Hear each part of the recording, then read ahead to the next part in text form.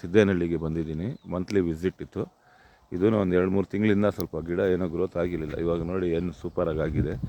ಒಂದು 6 ಅಡಿ 7 ಅಡಿ 8 ಅಡಿ 9 ಅಡಿ 10 ಅಡಿ ಹೋಗಿದೆ.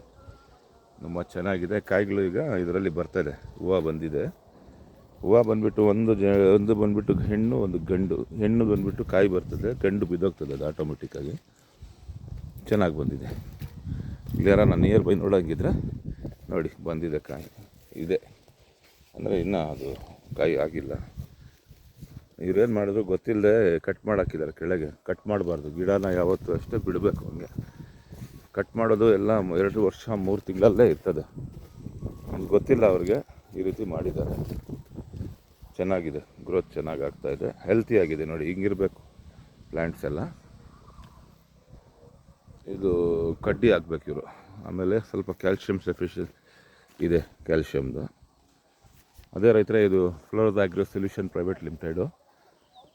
ಇದು ಬಂದುಬಿಟ್ಟು ಥಾಯ್ ಹೈಬ್ರಿಡ್. ಇದು ಮಾರ್ಚಲ್ಲಿ ಪ್ರಾಜೆಕ್ಟ್ ಎಂಡ್ ಆಗ್ತಾಯಿದೆ. 5,000 ಎಂಟರ್ ಕರ್ನಾಟಕದಲ್ಲಿ 6,000 ಎಕರೆ.